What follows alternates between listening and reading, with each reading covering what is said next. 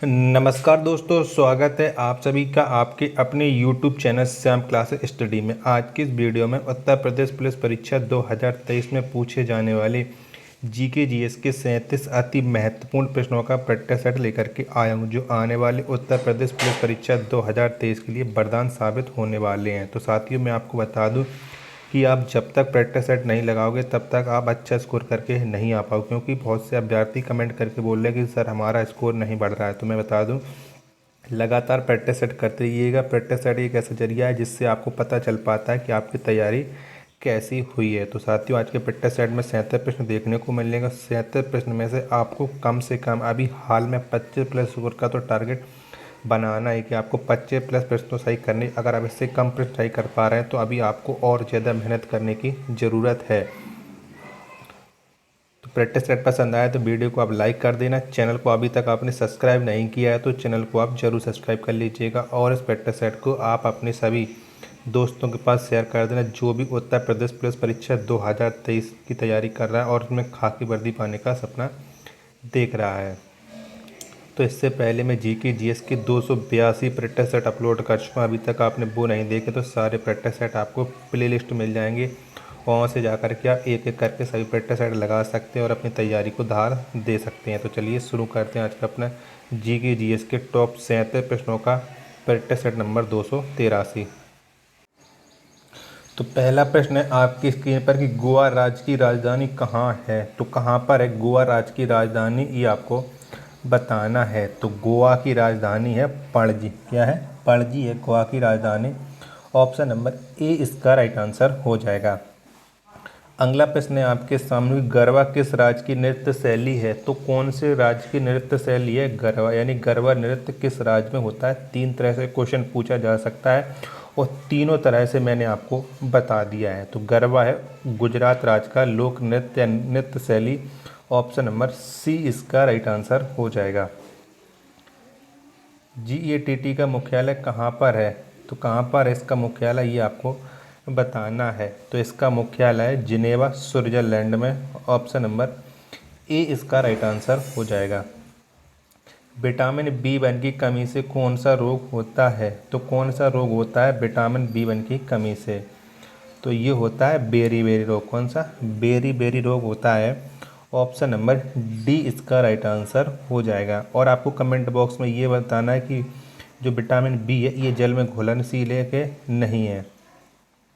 शिवाजी की ताजपोशी कहाँ की गई थी। तो कौन से किले में हुई थी शिवाजी की ताजपोशी, ये आपको बताना। या शिवाजी का राज जब से कौन से किले में हुआ था। तो ये हुआ था रायगढ़ में। ऑप्शन नंबर सी इसका राइट आंसर हो जाएगा। अगला प्रश्न है आपके सामने कि महमूद गजनबी ने भारत पर कितनी बार हमला किया था। तो कितनी बार हमला किया था महमूद गजनबी ने भारत पर। तो ये किया था इसने टोटल 17 बार आक्रमण। ऑप्शन नंबर बी इसका राइट आंसर हो जाएगा। श्रीलंका को पहले किस नाम से जाना जाता था। तो श्रीलंका का आपको पुराना नाम बताना है। तो श्रीलंका को पहले सिलोन के नाम से जाना जाता था। ऑप्शन नंबर सी इसका राइट आंसर हो जाएगा। अगला प्रश्न है आपके सामने कि सापेक्ष घनत्व की इकाई क्या है। तो क्या है सापेक्ष घनत्व की इकाई, ये आपको बताना है। तो सापेक्ष घनत्व की इकाई है ग्राम प्रति घन सेंटीमीटर। क्या? ग्राम प्रति घन सेंटीमीटर, ये सापेक्ष घनत्व की इकाई है। ऑप्शन नंबर ए इसका राइट आंसर हो जाएगा। अगला प्रश्न है आपके सामने, नौमा कि भारत किस वर्ष संयुक्त राष्ट्र से जुड़ा। तो कौन सी वर्ष जुड़ा था भारत संयुक्त राष्ट्र से। तो भारत 1945 में जुड़ा था संयुक्त राष्ट्र से। ऑप्शन नंबर सी इसका राइट आंसर हो जाएगा। अगला प्रश्न है आपके सामने कि भारतीय रिजर्व बैंक का राष्ट्रीयकरण किस वर्ष हुआ था, यानी आरबीआई का राष्ट्रीयकरण कब हुआ था। तो ये हुआ था 1949 में आरबीआई का राष्ट्रीयकरण। ऑप्शन नंबर ए इसका राइट आंसर हो जाएगा। अगला प्रश्न है आपके सामने कि पूर्ण स्वराज का प्रस्ताव भारतीय राष्ट्रीय कांग्रेस के किस वार्षिक सत्र में पारित किया गया था। तो कौन से सत्र में पारित किया गया था पूर्ण स्वराज का प्रस्ताव। तो ये पारित किया गया था लाहौर सत्र में। ऑप्शन नंबर डी इसका राइट आंसर हो जाएगा। जो 1929 में हुआ था, जिसकी अध्यक्षता जवाहरलाल नेहरू ने की थी। क्वेश्चन नंबर 12 आपके सामने कि रॉकेट किस सिद्धांत पर कार्य करता है, तो कौन से सिद्धांत पर कार्य करता है रॉकेट, ये आपको बताना है। तो ये करता है संवेग संरक्षण के सिद्धांत पर रॉकेट कार्य। ऑप्शन नंबर बी इसका राइट आंसर हो जाएगा। अगला प्रश्न है आपके सामने कि बंगाल में पाल राजवंश का संस्थापक कौन था, तो कौन था बंगाल में पाल राजवंश का संस्थापक, तो ये था गोपाल। ऑप्शन नंबर ए इसका राइट आंसर हो जाएगा। अगला प्रश्न है आपके सामने कि राष्ट्रपति द्वारा राज्यसभा में कितने सदस्यों को मनोनीत किया जा सकता है, तो कितने सदस्यों को मनोनीत किया जा सकता है राष्ट्रपति के द्वारा राज्यसभा में, ये आपको बताना है। दो ऑप्शन ये देख लीजिएगा, दो ऑप्शन मैं आपको दिखा देता हूँ अभी हाल। तो दो ऑप्शन ये आपकी स्क्रीन पर शो हो रहे हैं। तो राज्यसभा में राष्ट्रपति 12 सदस्यों को मनोनीत कर सकता है। ऑप्शन नंबर सी इसका राइट आंसर हो जाएगा। इजराइल की मुद्रा क्या है, तो कौन सी है इजराइल की मुद्रा, ये आपको बताना है। तो ये सेकल, क्या सेकल है ये इजराइल की मुद्रा। ऑप्शन नंबर डी इसका राइट आंसर हो जाएगा। अगला प्रश्न है आपके सामने कि प्रसिद्ध पवित्र हिंदू तीर्थ स्थल अमरनाथ किस राज्य में स्थित है, तो कौन से राज्य में अमरनाथ का मंदिर, ये आपको बताना है। तो जो अमरनाथ तीर्थ स्थल है ये है भारत के जम्मू कश्मीर राज्य में। ऑप्शन नंबर ए इसका राइट आंसर हो जाएगा। यहीं पर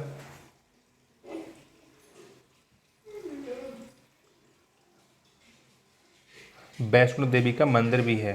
क्वेश्चन नंबर 17 है आपके सामने कि रसोई घर में इस्तेमाल होने वाले नमक का रासायनिक नाम क्या है, तो कौन सा है नमक का रासायनिक नाम, ये आपको बताना है। तो सोडियम क्लोराइड ये नमक का रासायनिक नाम है, NaCl इसका सूत्र हो जाएगा, रासायनिक सूत्र। तो ऑप्शन नंबर सी इसका राइट आंसर हो जाएगा।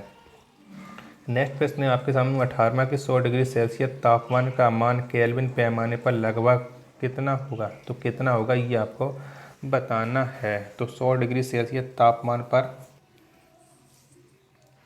केल्विन पैमाने का मान होगा 373 के। ऑप्शन नंबर बी है, के को बोलते हैं केल्विन।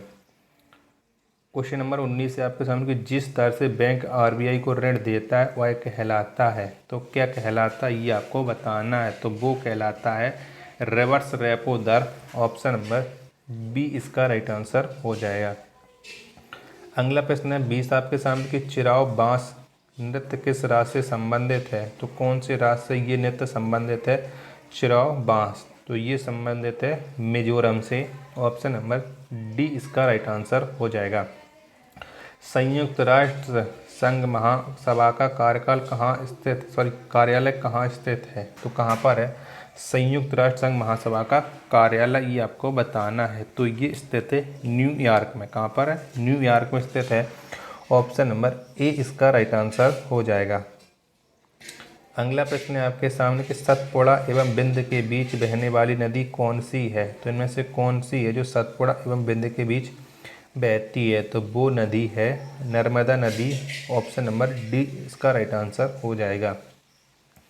अगला प्रश्न है आपके सामने कि भूकंप की तीव्रता किस यंत्र से मापी जाती है, तो कौन से यंत्र से मापते हैं भूकंप की तीव्रता को, ये आपको बताना है। तो ये मापती हैं रिएक्टर स्केल से, किससे रिएक्टर स्केल से भूकंप की तीव्रता को। ऑप्शन नंबर सी इसका राइट आंसर हो जाएगा। नेक्स्ट प्रश्न है आपके सामने कि रंगास्वामी कप किस खेल से संबंधित है, तो कौन से खेल से रंगास्वामी कप संबंधित है, तो ये संबंधित है हॉकी से। किससे, हॉकी से है रंगास्वामी कप संबंधित। ऑप्शन नंबर बी इसका राइट आंसर हो जाएगा। अगला प्रश्न है आपके सामने कि भारतीय संविधान का कौन सा अनुच्छेद राष्ट्रपति को सरकार से सूचना प्राप्त करने की शक्ति प्रदान करता है, तो कौन सा अनुच्छेद प्रदान करता है, तो ये अनुच्छेद 78 का पहला यह शक्ति प्रदान करता है राष्ट्रपति को। तो इसका राइट आंसर हो जाएगा ऑप्शन नंबर सी। अगला प्रश्न है आपके सामने कि भारतीय वित्तीय वर्ष कब से प्रारंभ होता है, तो कब से प्रारंभ होता है भारतीय वित्त वर्ष, तो ये प्रारंभ होता है 1 अप्रैल से। कब से, 1 अप्रैल से। ऑप्शन नंबर डी इसका राइट आंसर हो जाएगा। अगला प्रश्न है आपके सामने कि राष्ट्रीय विज्ञान दिवस कब मनाया जाता है। तो कब मनाया जाता है राष्ट्रीय विज्ञान दिवस, ये आपको बताना है।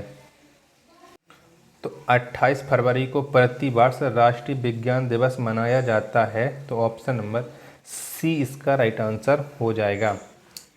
कान्हा टाइगर रिजर्व किस राज्य में स्थित है। तो कौन से राज्य में है कान्हा टाइगर रिजर्व, ये आपको बताना है। तो ये है मध्य प्रदेश में, और मध्य प्रदेश राज्य को टाइगर प्रदेश के नाम से भी जाना जाता है। तो इसका राइट आंसर हो जाएगा ऑप्शन नंबर सी।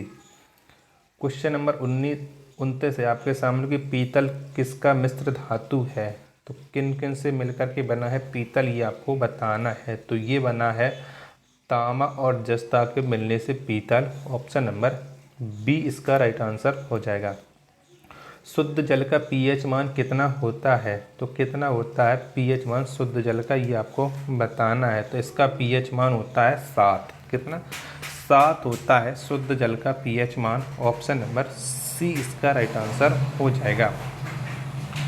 अगला प्रश्न है आपके सामने कि विद्युत बल्ब में किस गैस का उपयोग होता है। तो कौन सी गैस भरी होती है विद्युत बल्ब में, ये आपको बताना है।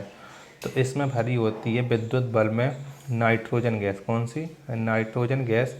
ऑप्शन नंबर बी इसका राइट आंसर हो जाएगा।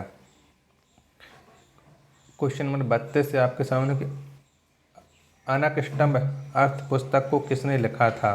तो किसने लिखा इस पुस्तक को, ये आपको बताना है। तो इस पुस्तक को लिखा है झुम्पा लाहिड़ी ने। किसने, झुम्पा लाहिड़ी ने। ऑप्शन नंबर ई इसका राइट आंसर हो जाएगा। दुधवा नेशनल पार्क किस राज्य में स्थित है। तो कौन से राज्य में है दुधवा नेशनल पार्क। तो ये है उत्तर प्रदेश राज्य में दुधवा नेशनल पार्क, और ये है लखीमपुर खीरी जिले में। तो इसका राइट आंसर हो जाएगा ऑप्शन नंबर डी।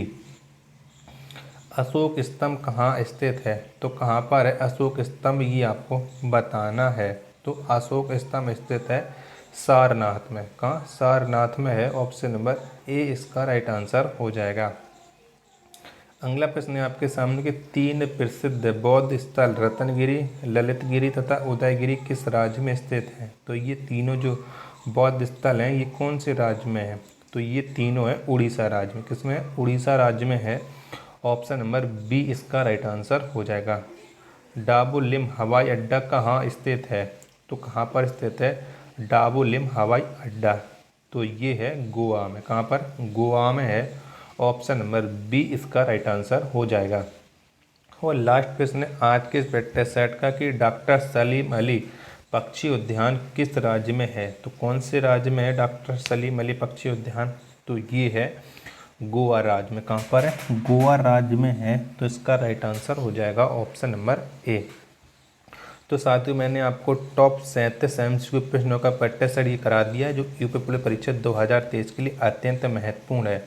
और आपको ये बताना ईमानदारी के साथ आपने इस प्रैक्टिस सेट में कितने प्रश्न हैं जो सही किए, और ये प्रैक्टिस सेट आपको कैसा लगा। प्रैक्टिस सेट पसंद आए तो वीडियो को आप लाइक कर सकते हैं। चैनल को अभी तक आपने सब्सक्राइब नहीं किया हो तो चैनल को आप जरूर सब्सक्राइब कर लीजिएगा। मिलते हैं अपने नेक्स्ट वीडियो या नेक्स्ट प्रैक्टिस सेट में, तब तक के लिए धन्यवाद। जय हिंद।